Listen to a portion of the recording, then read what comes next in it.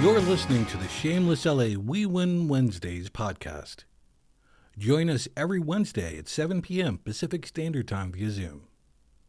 ID and passcode details are listed in our description. Welcome and thank you for tuning in. My name is Koji, an adult child, your podcast manager and recorder.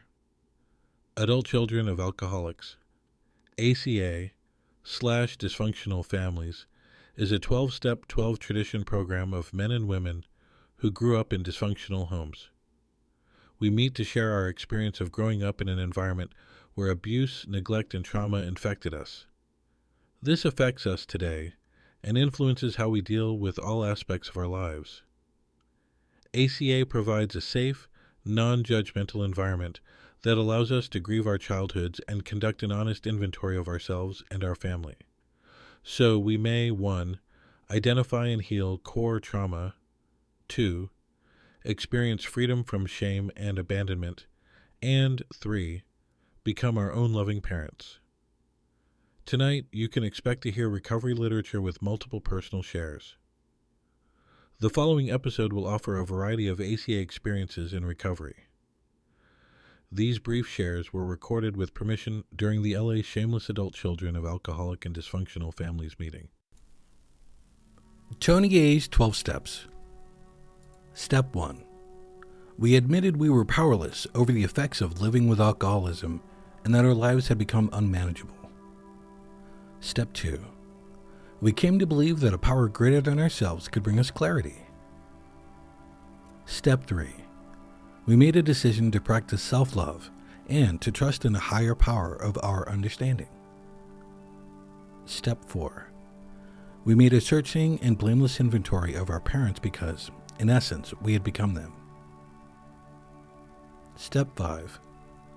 We admitted to our higher power, to ourselves, and to another human being the exact nature of our childhood abandonment. Step 6. We were entirely ready to begin the healing process with the aid of our higher power. Step 7. We humbly asked our higher power to help us with our healing process. Step 8. We became willing to open ourselves to receive the unconditional love of our higher power. Step 9.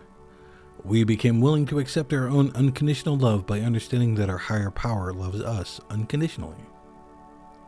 Step 10. We continued to take personal inventory and to love and approve of ourselves. Step 11. We sought through prayer and meditation to improve our conscious contact with our higher power, praying only for knowledge of its will for us and the power to carry it out. And number 12, we have had a spiritual awakening as a result of taking these steps, and we continue to love ourselves and to practice these principles in all our affairs. My goodness, this is my meeting. Been here from the beginning. And for some reason, I'm nervous about speaking, and I've spoken here over the years. So I'm just going to ground myself and ask you to sit here with me for a moment of silence and just let's connect. And then we'll go from there. My name is Theda, and I'm an adult child of a dysfunctional home. I'm an alcoholic. I'm a food addict. I'm a debtor, and I'm an under-earner. I have a lot of stuff, and I'm healing. It is a privilege to be in this seat and an honor to be asked to share my experience, strength, and hope. And I thought about it. What do I want to talk about today? I think it is so important with Independence Day as I'm listening to all the fireworks in my town. I'm going to start with, why am I here? Sometimes I'm sitting in all these meetings and I hear everybody's stories and stuff. Why am I here? Why? What do I hope to get? Because that's the real reason. I'm not here, I'm not here to make friends. I have, But that's not the goal. The goal was, if there can be a goal, is that I have been sober most of my adult life, clean and sober, over 36 years. Really. I have been abstinent from sugar, wheat, flour. I weigh and measure everything. 26 years. There are so many things I've done in this room, in these rooms, in 12-step recovery, and I was still unhappy. And I still couldn't imagine what was wrong. Had nothing to do with gratitude, had nothing to do with, oh, if you don't do this, you're going to do this. Wasn't any of that. There was this feeling of brokenness.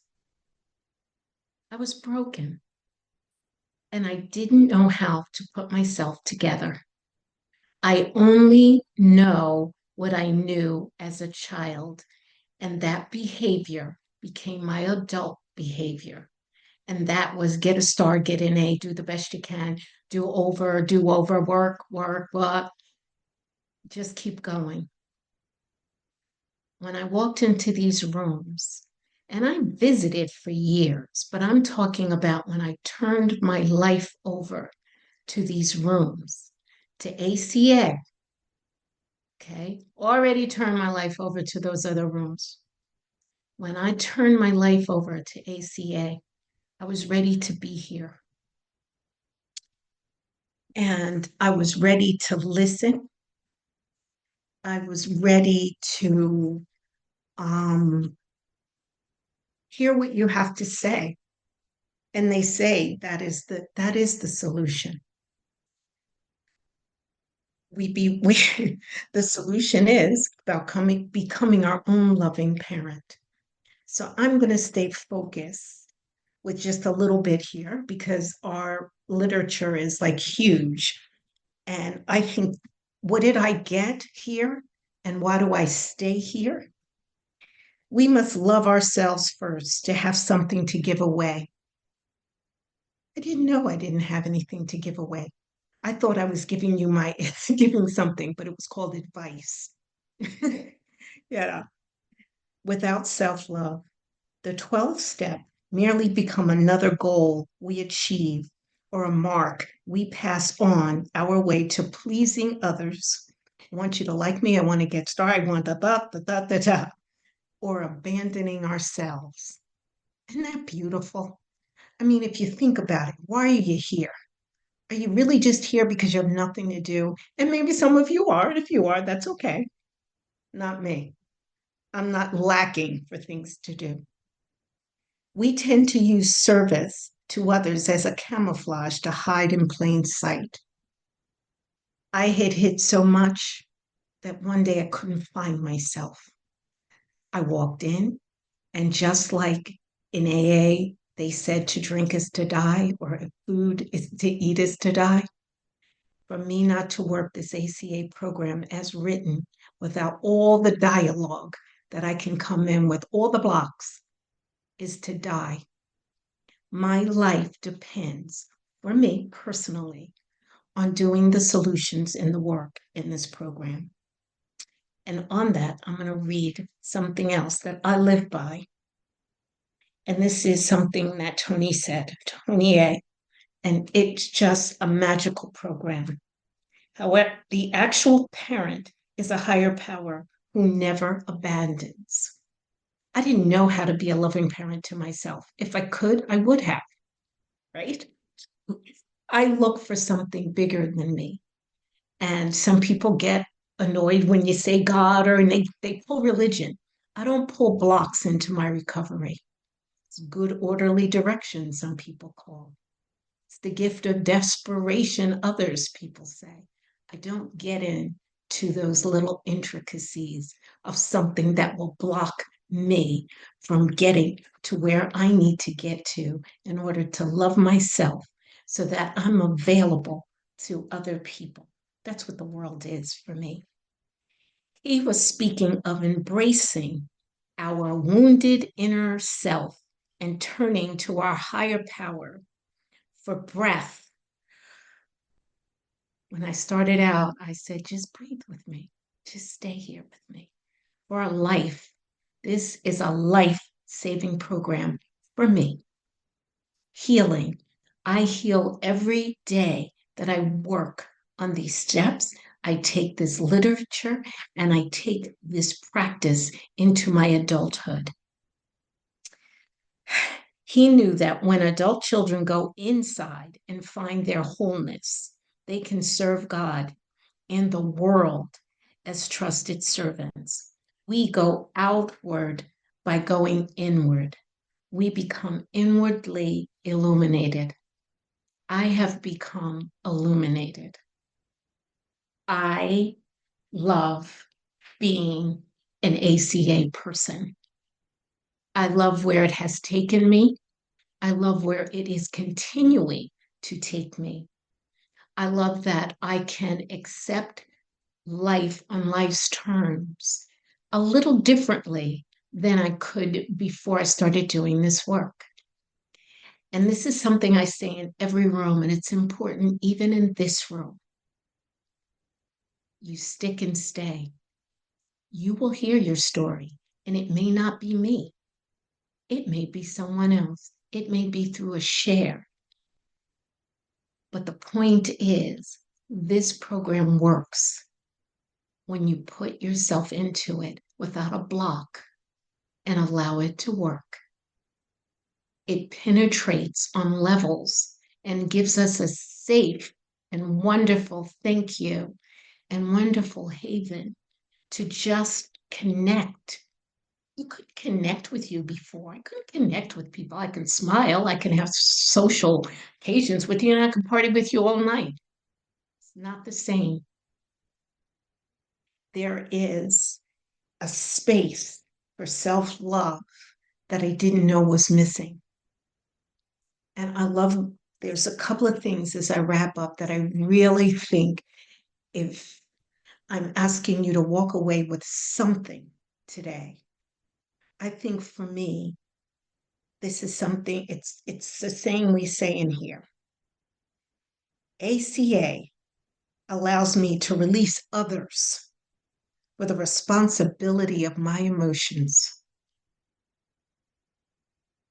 I don't have to live in the space I lived in as a child, taking care of everything, hyperventilating, the isolation, and again, I don't want to go into all the traits. I have most of them because I want to stay focused in these 10 minutes.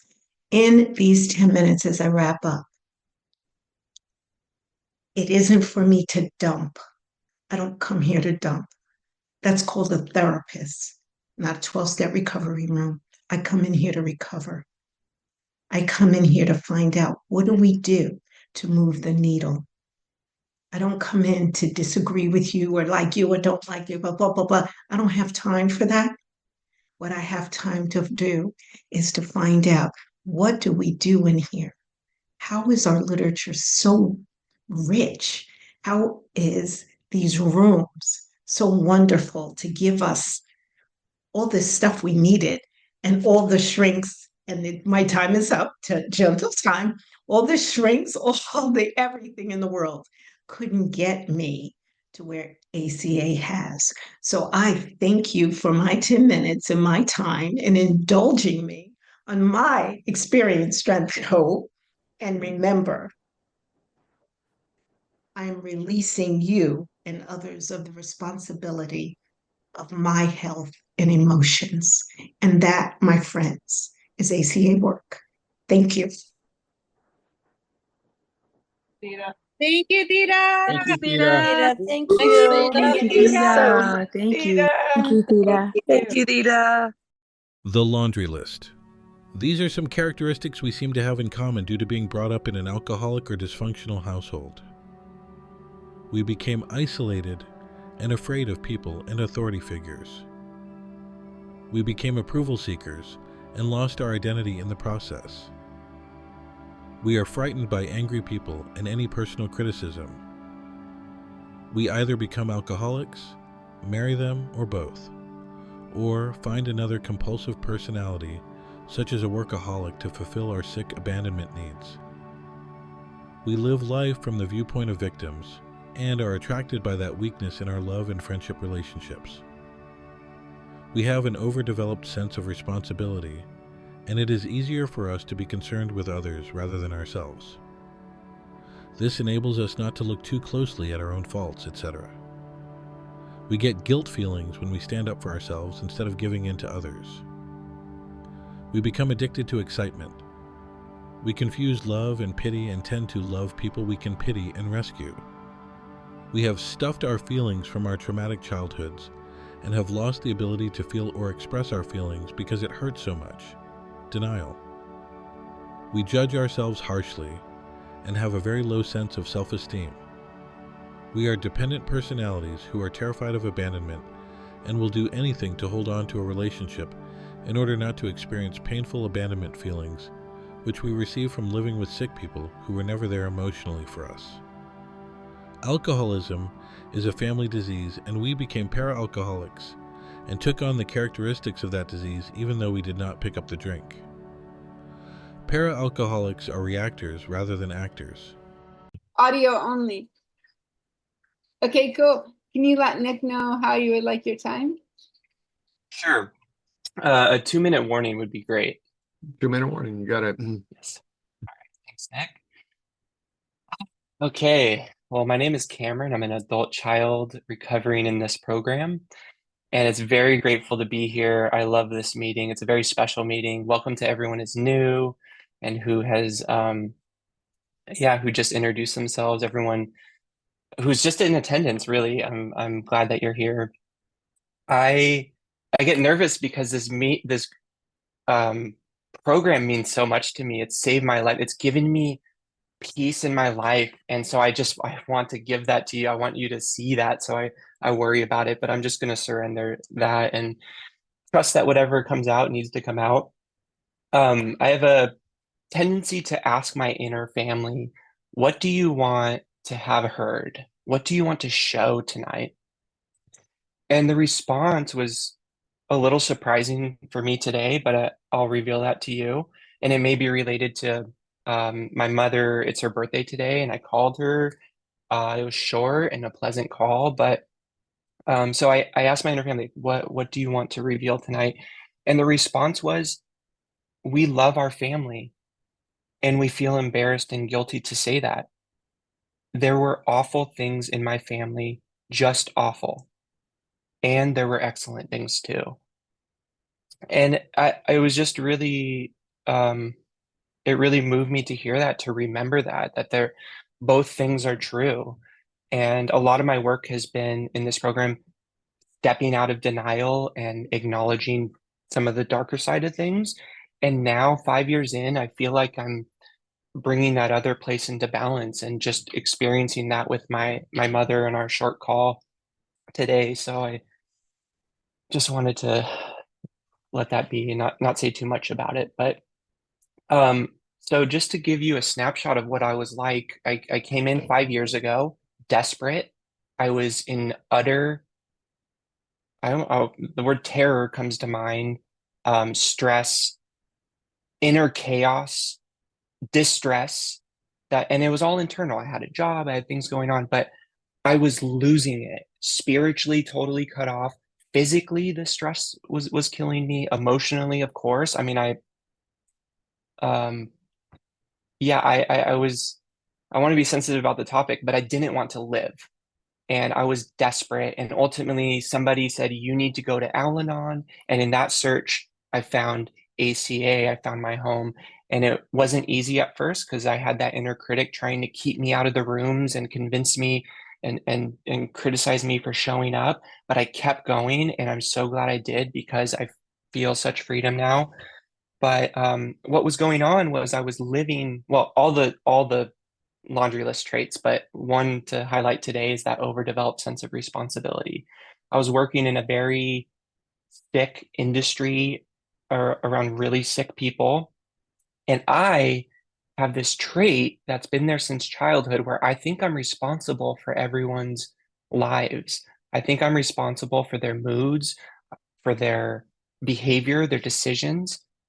So having so many people in just different states of being drove me crazy because I don't have power or control over anyone's life. I can't save or fix anyone. And so again, I hit this bottom, I get into the program, and I start to discover what's going on. And I have these laundry list traits or these survival traits. And where did they come from? Well, I grew up in a dysfunctional home. I grew up with a father who did not know how to regulate himself. And so I took it on as my responsibility. His way of dealing with anything were totally inappropriate, especially for a child. He dealt with everything through anger and raging, by drinking and vomiting after and everything that comes with that, by breaking things in the house and just saying the most terrible things to the people in our family, especially my mom, this name calling. And so as a kid, I have to predict and know dad's angry. How do I change me? How do I perform? How do I fix this? And that was implanted very young. And another thing I learned from the Big Red Book is the para-alcoholic, my mother, the one who doesn't drink but is acting just as crazy. And she was controlling. She would bring me into their own problems. Again, that's me taking on their financial problems, their relational problems. She tells me how bad my father is, very mixed messages. So this was all just destructive and difficult for me. I mean, she's says how much she hates him for 18 years, and I remember feeling and thinking and telling her, then leave him if it's so terrible. Of course, she never did, and I think one thing I interpreted was, you're part of the problem. You're saying he's so terrible. All this chaos is going on in the home, and yet you're keeping me here. So these are all things that started showing up for me as I woke up to just the insanity of my house. And so that would just that continued on into adulthood. I think there's the definition of us being adult children, which is something like reacting to my adult life as an adult male from that really wounded survival state as a child, just very scared and very, very reactive. Um, I've been married for 4 years. We just went to this marriage thing for a day, and I wanted to share something. And it's also in our Big Red Book, but they asked us to draw a picture of our family, and my wife's picture was all of her family overlapping, just a very close family, and hearts and stuff above it. And then I showed her mine, and I don't know if you'll be able to see it, but there's dad, just anger, fuming, steam coming out of his ears, scowl on his face. Mom with arrows and circles just spinning. And then I have my brother way out there. It's kind of faded. There's a screen there. He's playing video games, just not in the picture. And then me, I'm staring at my parents. My head is fractured. It's exploding. I have this look of just total shock. And I bring this up because it almost made my wife cry, but that is helpful for me to come out of the denial. That it comes out of me in different ways, and clearly just with this art piece. And so, but I've I think worked through a lot of that. So it's it's not as I have like a lot of compassion for my inner family for going through that. I know I'm jumping around a lot, but I wanted to say a few things. And the other thing that I've been going through recently is tracking down my ancestry. And my father's family has just been this black hole. All I know about them is they're the black sheep. They and both his parents died when he was young. Is that 2 minutes? Okay, yeah. And it's just been this gap in who I am. I want to know more about it, and I've gone on this journey exploring and discovering his grandfather coming from Poland through Ellis Island and becoming a miner. And all of this stuff has been so healing to me because I'm just taking from it the just hard work and sacrifice. And it's starting to put pieces together. But the craziest thing is I found this newspaper article from 1967 when my dad was 10 years old or 11 years old. It's so crazy. The headline was Birthday Ends in Death. And it was about my 10-year-old father and the scene of when he lost his. And he's playing chess. And it was like it was a lot for me. But I'm bringing this up because I'm in a place now to see that little 10-year-old and my dad past the anger and his hostility and alcoholism. And there's moments I look at that man and I'm seeing the 10-year-old. And so as they're aging, I'm growing in this program. We're somehow having a relationship. It requires a lot of boundaries for me, but I feel like I'm able to forgive them by seeing their inner children. And in forgiving them, I've been able to forgive myself more and have compassion for myself.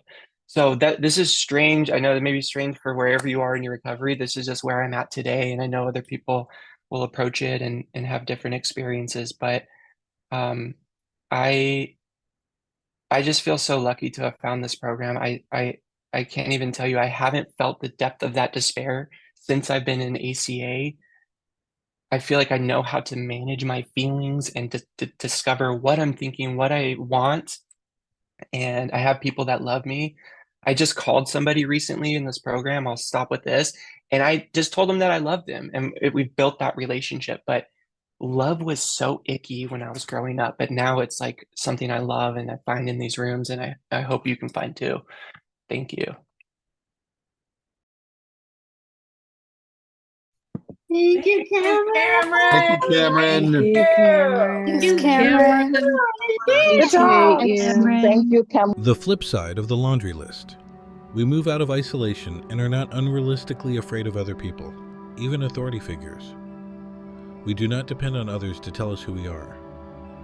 We are not automatically frightened by angry people and no longer regard personal criticism as a threat. We do not have a compulsive need to recreate abandonment.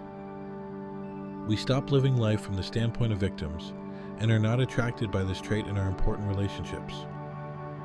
We do not use enabling as a way to avoid looking at our own shortcomings. We do not feel guilty when we stand up for ourselves. We avoid emotional intoxication and choose workable relationships instead of constant upset. We are able to distinguish love from pity and do not think rescuing people we pity is an act of love. We come out of denial about our traumatic childhoods and regain the ability to feel and express our emotions. We stop judging and condemning ourselves and discover a sense of self-worth. We grow in independence and are no longer terrified of abandonment. We have interdependent relationships with healthy people, not dependent relationships with people who are emotionally unavailable. The characteristics of alcoholism and para-alcoholism we have internalized are identified, acknowledged, and removed.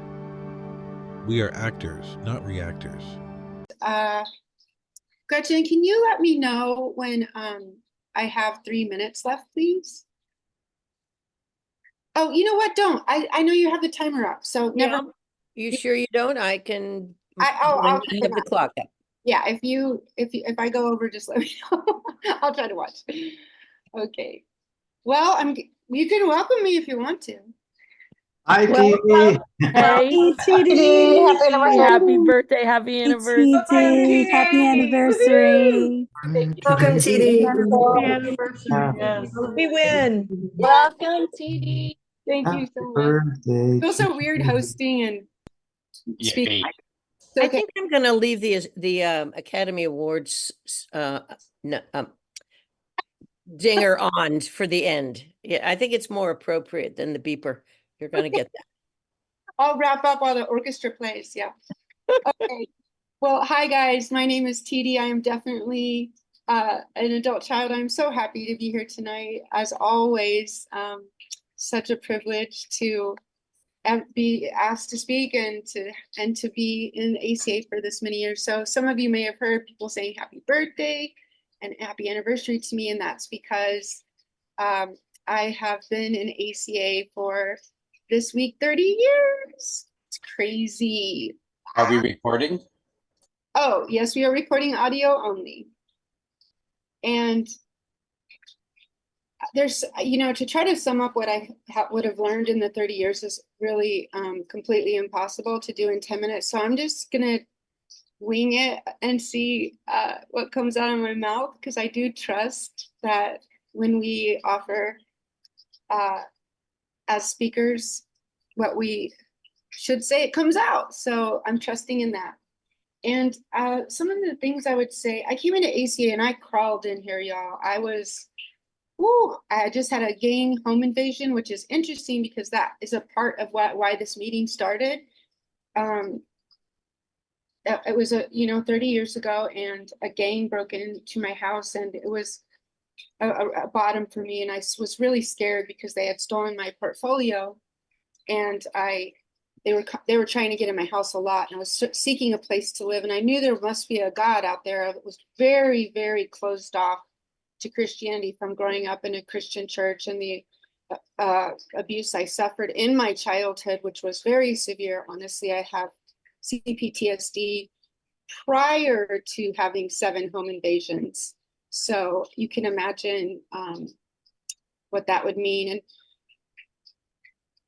the Big Red Book tells us, as long as we've been in recovery for a long time, to don't forget to speak on the things that got us here. A lot of the things that have happened to me, I have been able to overcome with God's help, with your help, with the material, with prayer, therapy, of course. But therapy didn't really cover it like ACA does for me. That's also something our literature talks about.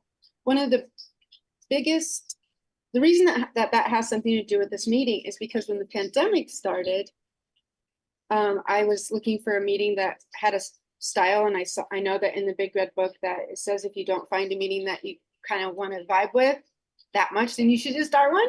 And I noticed that there was a man in the meetings that I was able to put it together, and we were chit-chatting and stuff, that he was one of those, not one of the gang members that broke into my house, but he was in that gang. So I said, what if we did a living amends and started a meeting, and we could call it Shameless. There's another Shameless that's a Big Red Book study on Mondays.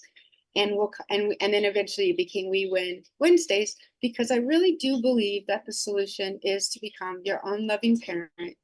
And to become my own loving parent, I really do have to stay in the we win attitude mentality. And that's not to deny any of the grief feelings, the pain, the loss.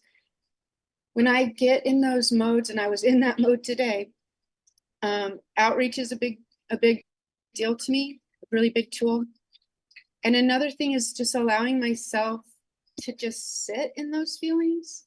And we talk about that a lot, but when I say that, I mean just allow that to come through my body, and in that very, very moment, in the right there and here and now, just say, I can't handle this, whether it's sadness, whether it's grief, frustration, all of those things on the feeling wheel that we look at. I just go, I surrender this too. I am powerless over my own feelings. And that has really begun to help me a lot. Another big one I've learned along the way is that I need to accept myself and accept my circumstances and accept right here, right now, because my expectations for myself, because I was raised as a workaholic, hero child, it was the way I found validation was to achieve. And it worked for me. I have had a lot of achievements, but that is not where my identity lies. My identity lies in that I am a child of God. And it has to start there.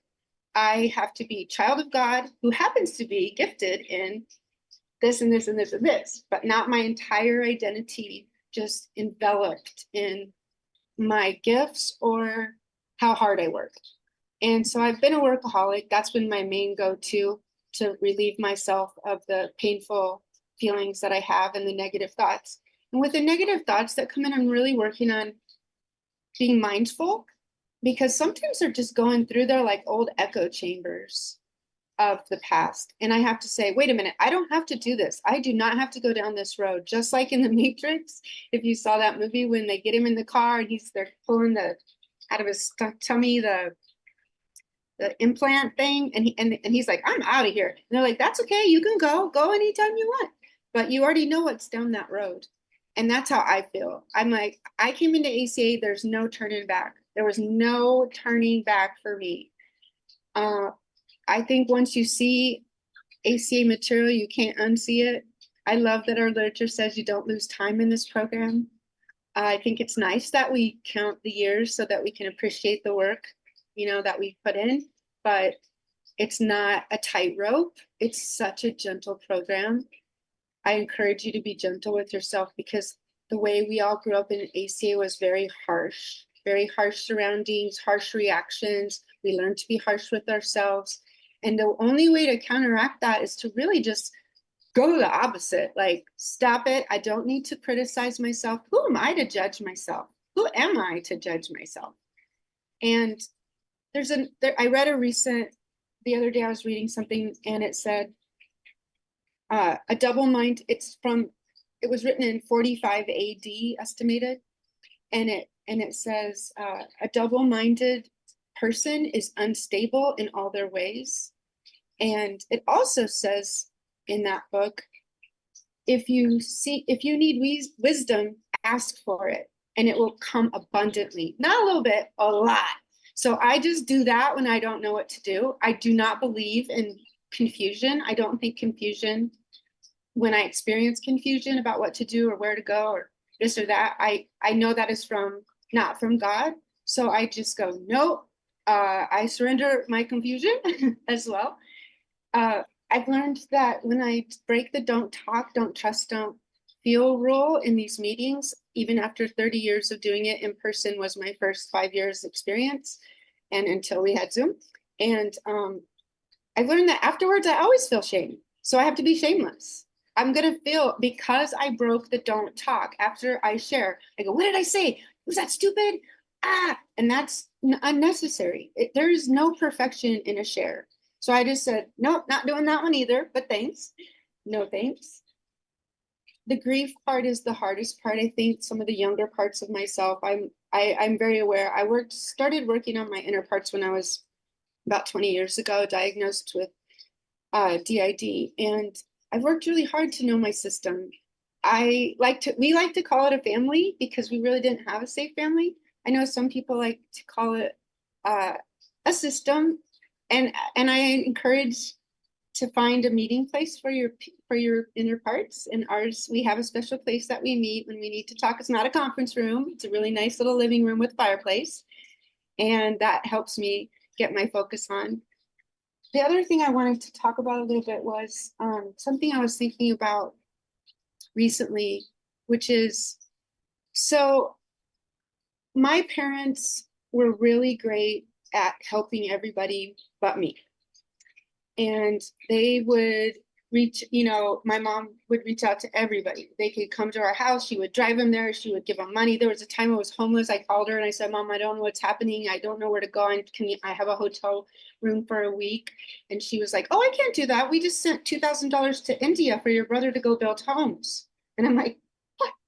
And his girlfriend's going to go too. I'm like, what? I mean, that kind of thing. What I was wondering about that, when I came to understand is, and it's a boundary issue. It truly is. Boundary issues are real for ACAs, real. Is that my parents, because of the lack of boundaries between us all, I think they believed that I was some kind of an extension of them. So when they neglected me, they were just really neglecting themselves. And I can relate to that. I neglect myself all the time. That's one of my big issues, is I got to do self-care. And I learned from people in this meeting to breathe. Big one in ACA, just breathe. And another one is, what am I going to do for myself today? Self-care when I wake up. What can I do today? What can I do differently today than I wouldn't have done before recovery, so that I can validate and encourage myself that I am changing gradually with my higher power's help. Slowly releasing dysfunction. I will wrap up. Um, slowly and gradually, really key words. I think that as ACAs, we want instant gratification. We want to come to meetings, we need better. And I want that too, of course, because that's what children want, and we're adult children. But now we're the big people in our little baby lives. And my children have a nickname for me, and I like it, and it gets my attention. So when I get triggered, and I know that means there's a call to parent, I go, who needs help? And I can hear them call the nickname, and then I just need to take some time and say, what do you got? What story are you in pain about? And parts are, I've learned, in pain, or there's some of them are in denial. And not all denial is bad. I call it the little D. Sometimes we have to just take a break from thinking so much and working on recovery so much and go play and have fun in our lives. And that's okay. We can set it aside, because that means that we're trusting. And trust is the really big, important thing, that we trust our higher power.